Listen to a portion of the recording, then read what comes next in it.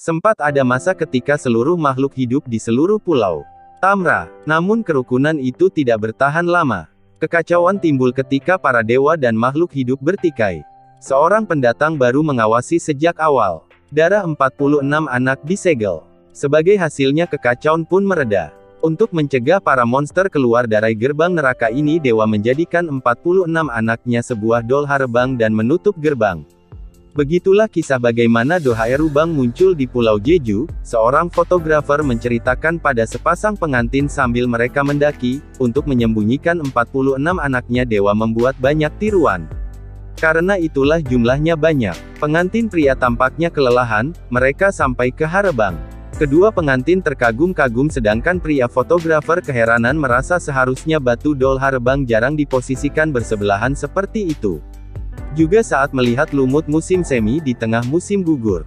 Si pengantin wanita bilang jika suaminya sentuh hidung batu itu bisa punya anak laki-laki. Dan si wanita pun menyentuh muka batu itu. Si pengantin wanita tiba-tiba merasakan energi aneh yang kuat dari patung-patung itu. Mereka lalu menggelar kain seseorang mengawasi. Suara pria fotografer, sebenarnya memikirkan kisahnya membuatku sedih. Tidak hanya satu atau dua namun semuanya dijadikan dol Harebang. Perasaan ibu mereka yang harus menutup gerbang. Karena itu dia selalu menceritakannya pada orang yang ke sana. Tiba-tiba batu-batu itu bergemuruh dan hancur perlahan-lahan lalu muncul asap hitam dan menyelimuti keduanya. Dan muncul binatang melata. Sang fotografer sudah siap dengan kamera perekamnya. Binatang itu melata ke dekat fotografer. Dia menginginkannya dan muncul asap juga cairan lengket pada sepatunya. Sang fotografer kaget kedua orang itu tiba-tiba muncul di belakangnya. Tubuh pria itu muncul api yang menjadi tanduk. Pria itu berubah menjadi monster dan mencabik-cabik pria fotografer, si wanita pun berubah demikian. Lalu terlihat seorang pria mengacungkan pisaunya. Dua orang pendeta tampak panik. Yang satu berambut gondrong nyuruh rekannya memanggil Giovanni. Giovanni sedang menangani entah hantu atau manusia. Seorang wanita yang terikat di atas ranjang. Giovanni menyebut orang itu seorang mati yang masih bisa bernafas. Kau tahu alasannya? Karena ibumu seorang pelacur. Chan Hyok, aku masih hidup di neraka, namun kau enak sekali. Di sini gelap sekali, ada bau yang aneh.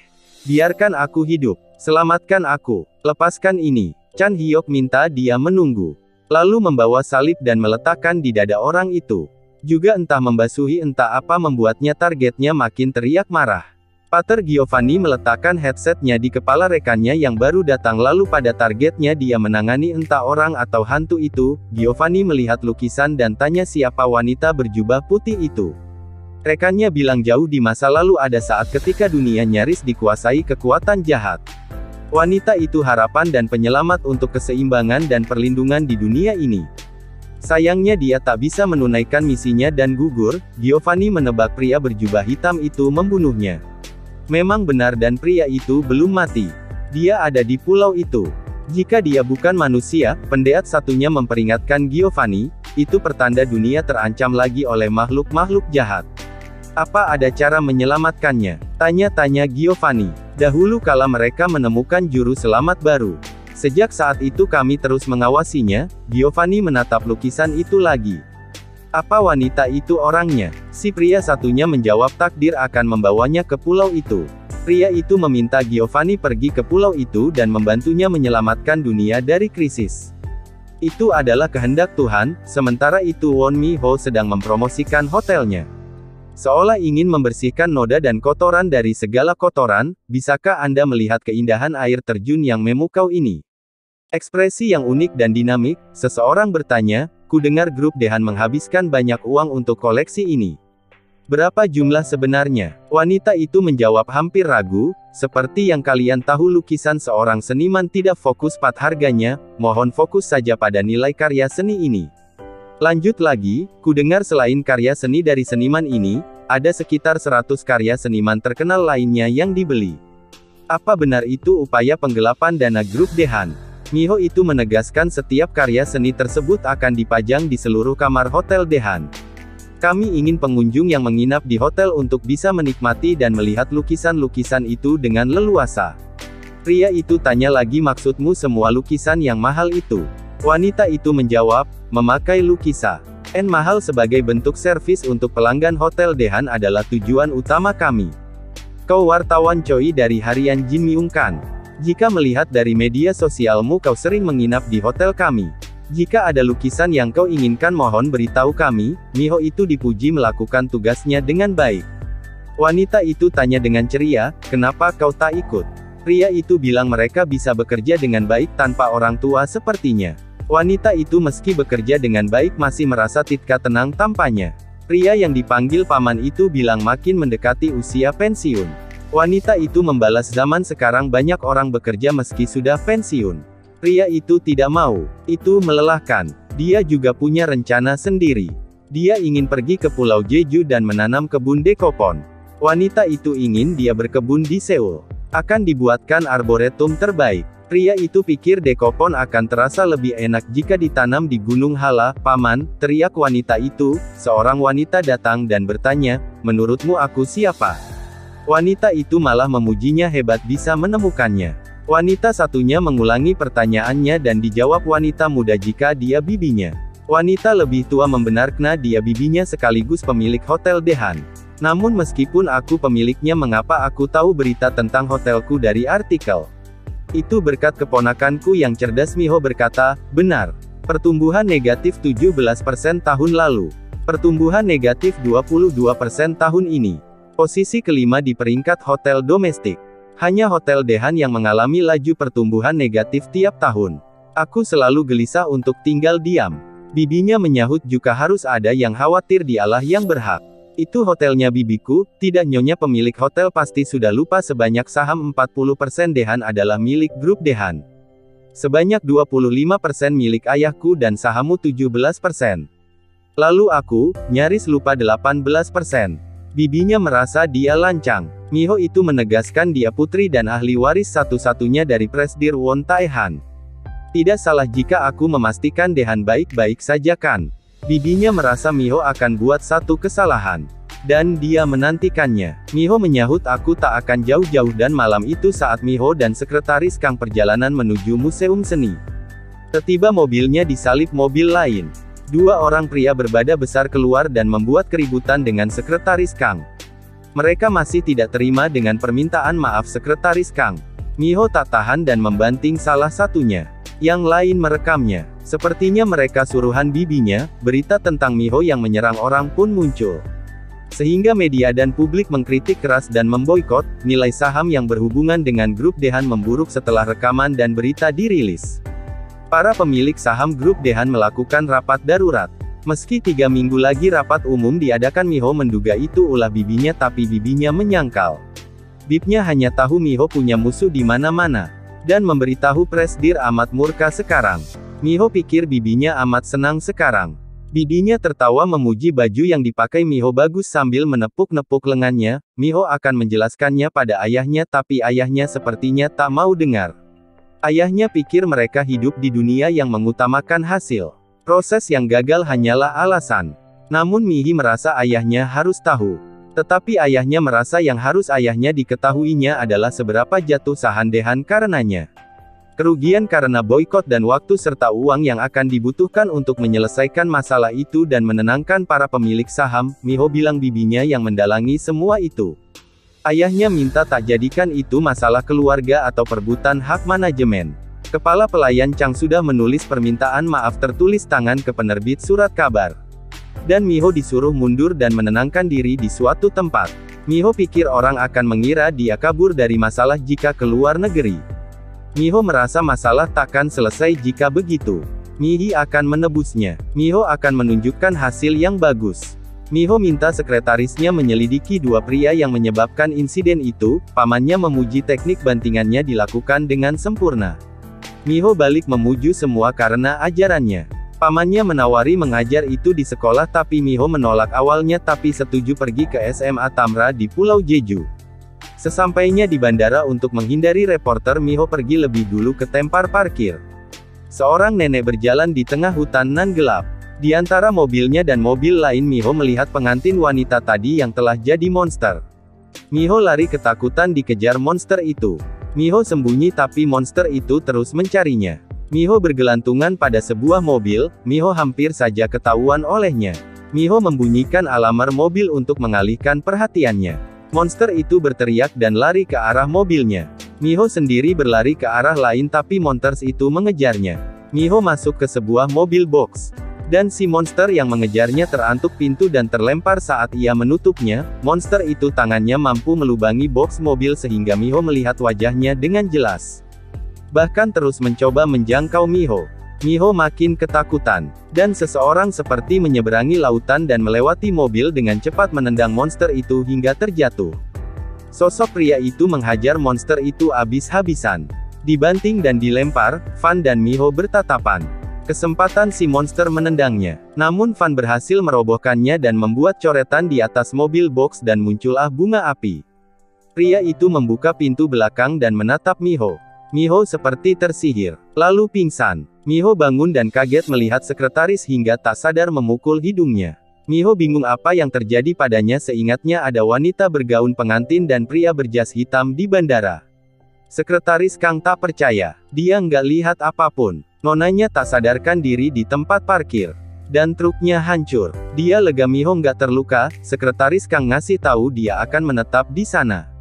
Miho merasa itu seperti benteng rahasia. Kepala yang bikan di hotel terlalu benayak mata yang mengawasi.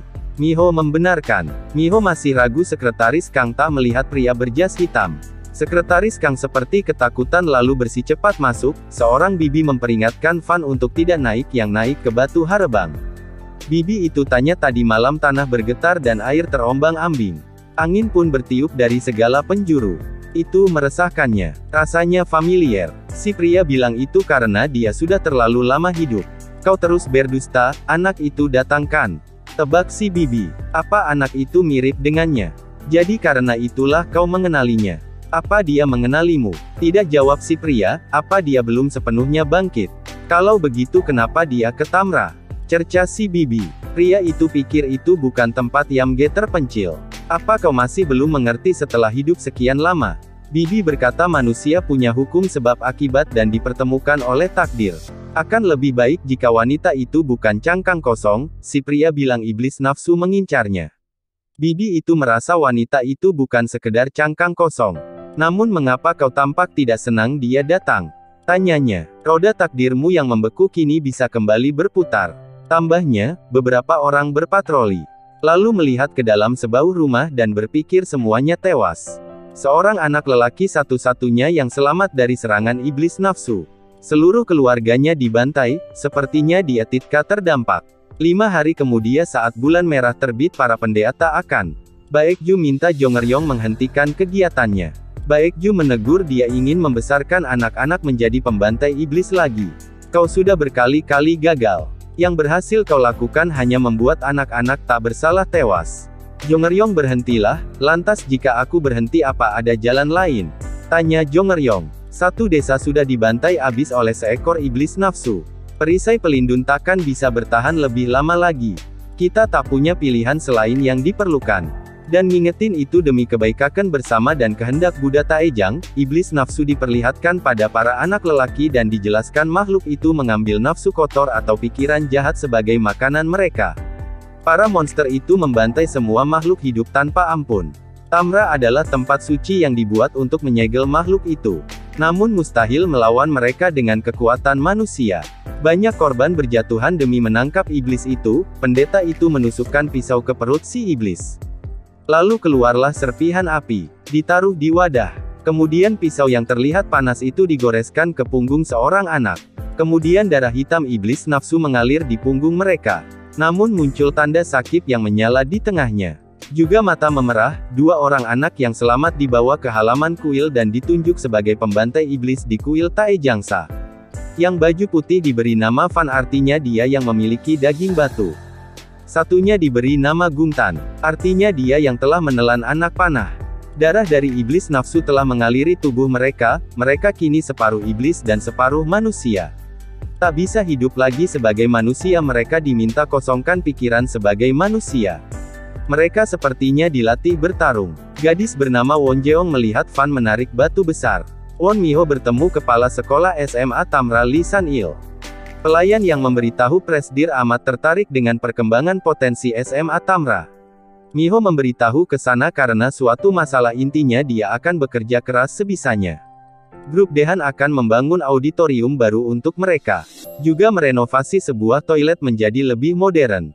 Bahkan mengganti rumput lapangan olahraga. Miho memperkenalkan diri pada para guru. Miho tinggi banget. Merasa mereka tahu berita tentangnya, Miho minta disebarkan berita baik. Seorang guru mengusulkan Miho menjadi guru pembimbing. Lalu saat Miho masuk ke ruang bimbingan, dia menunjukkan ketidaksukaannya pada Miho. Merasa Miho tak pantas datang tanpa pemberitahuan. Tapi ternyata dia hanya bercanda. Miho mengetahui dari artikel bibinya Won Boram menjadi ketua Yayasan Kebudayaan Grup Dehan. Miho menghubungi ayahnya yang memberitahunya bahwa rencananya menggabungkan Yayasan Kebudayaan dengan hotel. Bibinya bilang akan melakukannya dengan baik. Dan minta Miho memberi kesempatan bibinya. Miho pikir itu mencuri. Miho akan menutup mata sampai ia tiba di Seoul. Miho kesal sepertinya, namun Miho mengetahui kebenaran yang lain. Miho akhirnya tahu sekretarisnya berkhianat. Tentang para pria saat insiden itu. Dari mana mereka tahu? Paman tidak tahu aku sedang menuju museum seni. Hanya aku dan sekretaris Kang yang tahu. Miho menduga bibinya menawarinya 1 miliar won untuk Kang. Tapi sekretaris Kang menyangkal. Miho menunjukkan foto Sek Kang dan bibinya. Sejak dulu Miho benci kerabatnya. Mereka selalu mencoba merampas dan menjatuhkannya. Namun Paman dan Sek Kang sudah seperti kerabatnya. Jika terjadi sesuatu padanya maka Paman dan Sek Kang yang mencemaskannya, entah itu kebohongan atau omong kosong. Sepertinya sekretaris Kang ini mata-mata ya, dia bilang itu baru awal. Orang-orang itu, kau kira mereka melakukan ini untuk menjatuhkanmu? Kau, dunia ini begitu mudah untukmu kan? Nona sedang hidup dalam sumur.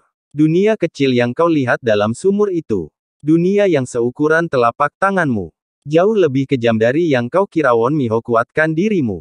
Miho langsung membantingnya. Miho meninggalkan mobilnya sebagai ganti rugi. Miho menangis tapi menyesalinya kemudian. Miho pergi. Iblis menghampiri dan menyerang Sek Kang.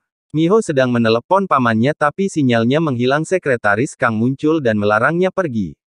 Miho pikir dia tak mengerti situasinya. Tiba-tiba muncul binatang seperti ulat dari mulut Sek Kang.